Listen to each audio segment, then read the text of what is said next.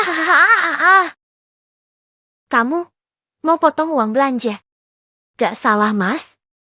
Uang belanja yang cuma 25.000 aja kalian banyak mengeluh dengan makanan yang kuhidangkan. Ini malah mau dipangkas lagi. Ya udah, sok atuh. Silakan. Gampang aja. Nanti tinggal aku masakin pelepah pisang atau gak daun singkong di belakang rumah. Seloroh Nea setelah lelah tertawa.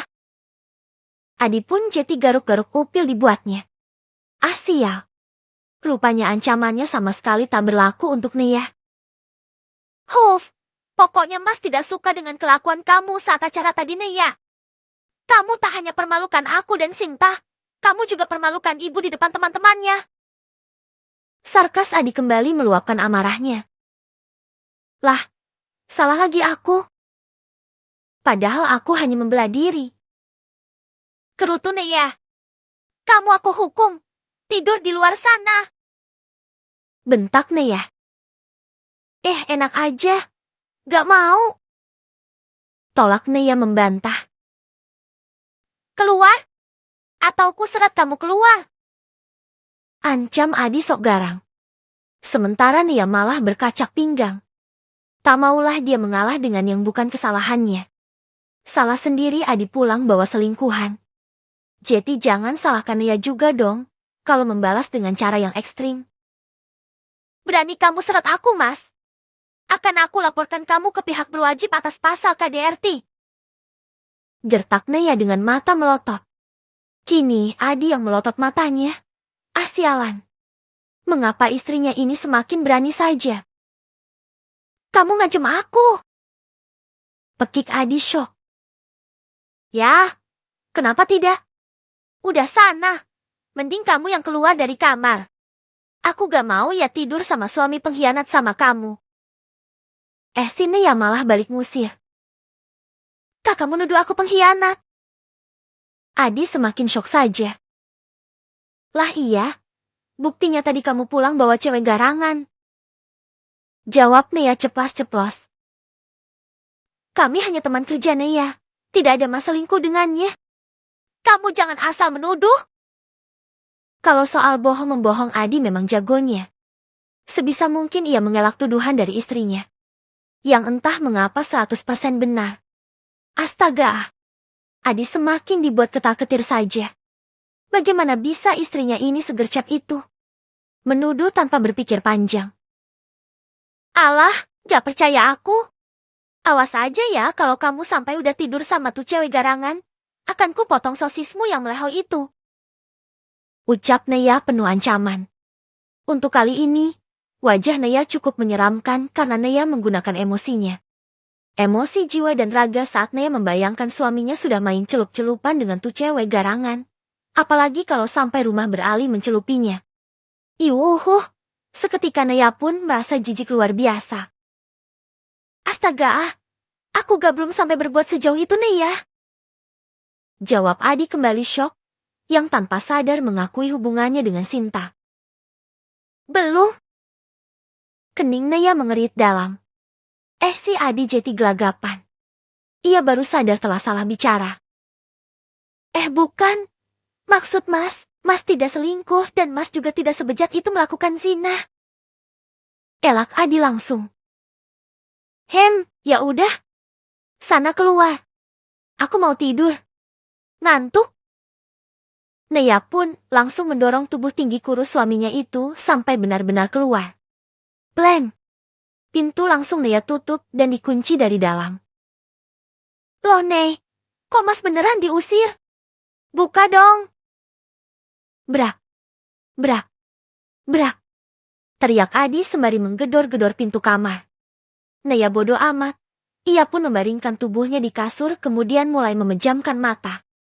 Ia cukup lega karena suaminya belum sampai tahap menjadi teh celup. Andai itu terjadi, tak bisa Nea bayangkan. Akan sengamuk apa dirinya itu. Bukan karena Nea cinta buta. Ia hanya merasa jijik saja. Sebelum benar-benar tidur, mata Nea tak sengaja melihat tas kerja suaminya yang terletak asal di dekat bantalan kepala. Alis Nea kembali mengerit. Tak biasanya suaminya seteledor itu. Biasanya juga Adi menyimpan tas di laci kolong tempat tidur dan akan dikunci. Lah ini diletak asal di kasur. Naya pun mulai tersenyum licik. Ia pun mengambil dan menggeledah tas suaminya. Sedangkan di luar sana Adi dihampiri ibunya. Berisik! Ibu mau tidur Adi. Kau tegur Bu Indah yang merasa sudah sangat lelah. Ia ingin segera tidur tetapi terganggu ulah putra sulungnya. Maaf Bu. Kenapa kamu membuat gaduh malam-malam begini? Tanya Bu Indah menelisik. Ini, Nana yang ngunciin aku dari dalam. Aduh Adi. Dasar mantu durjana, istri durhaka. Kamu juga Adi, jangan lemah dong jadi suami. Harus tegas kamu sama Naya. Gitu aja kalah. Malu sama burung perkututmu. Sarkas Bu Indah. Adi mendengus. Apa sih Bu? Pakai bawa-bawa burungku segala. Awas, minggir. Biar ibu yang panggilin Naya. Awas aja, ibu akan bejek-bejek dia. Belum cukup dia bikin rusuh di sini. Bu Indah pun mendorong Adi dan mengambil alih untuk mengetuk pintu. Bukan. Lebih tepatnya menggedornya dengan ugal-ugalan. Brak. Brak. Naya, buka pintunya. Teriak Bu Indah. Copot. Ih, dasar nenek peot, bikin jantungan saja. Gerutu Naya kaget. Buru-buru Naya pun mengambil ATM milik suaminya, kemudian menukarnya dengan ATM miliknya yang sudah kadaluarsa. Wekukik. Untuk mengalihkan kecurigaan Adi sementara. Biar dia tidak menjadi tertuduh lagi. Setelahnya, Naya pun menyimpan dengan baik ATM suaminya tersebut. Wih, Naya! Kamu budek ya? Cepat buka. Jangan jeti istri zolim kamu usir suami dari kamar. Dapat kutuk dari malaikat baru tahu rasa kamu. Teriak Bu Indah lagi. Dasar ratu medua. Suka bener aja kalau soal satu itu. Kerutu Naya. Karena masih takut kena laknat malaikat, Naya akhirnya pun membuka pintu. Bu Indah yang bersiap hendak menendang pintu pun akhirnya kejelungup tersungkur. Bruk. Aduh. Pik 3K. Umpatnya sambil mengusap jidat yang bencol gegara adu kekuatan dengan lantai. Hahaha. Bukannya membantu si Naya malah terbahak dengan musibah yang dialami mertuanya. Diam Naya. Bentak Adi yang sigap membantu ibunya berdiri. Naya abai. Ia tetap terbahak dan semakin terpingkal saat melihat benjolan sebesar bola pimpong di kening Bu Indah.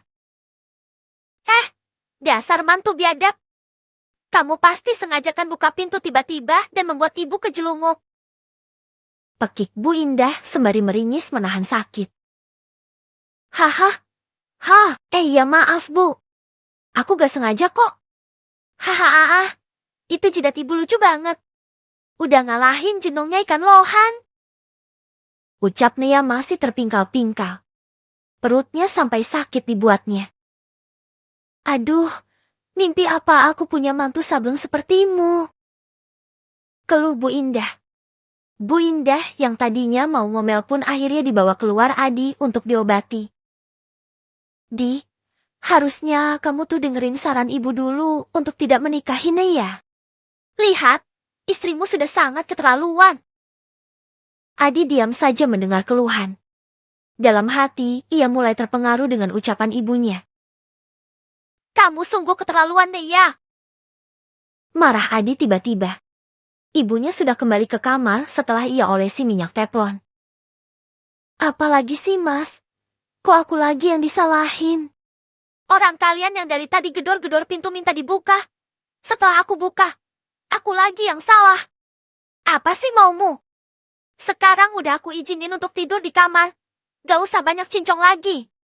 Aku malas ribut. Udah malam. Aku mau tidur. Sahut Naya balas membentak. Ia hampir terlelap tadi. Tentu emosinya tersulut di saat Adi kembali menghardiknya.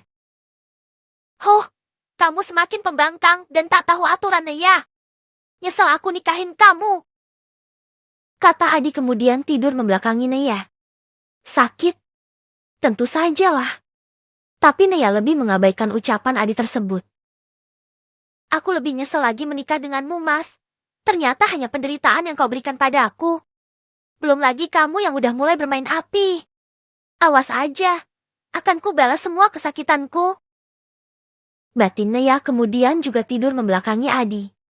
Paginya, suasana sangat sunyi. Adi dan Nea kompak diam-diaman. Saat sarapan pun, Nea juga tidak keluar dari kamar. Sampai suaminya berangkat, Nea juga abai pada Adi. Adi pun sama dan tak memusingkan istrinya tersebut. Nea pun juga tak ambil pusing. Malah saat ini yang ia pusingkan adalah pin ATM yang telah dicurinya. Kira-kira berapa pin-atnya ya? Gumam Nea menebak-nebak.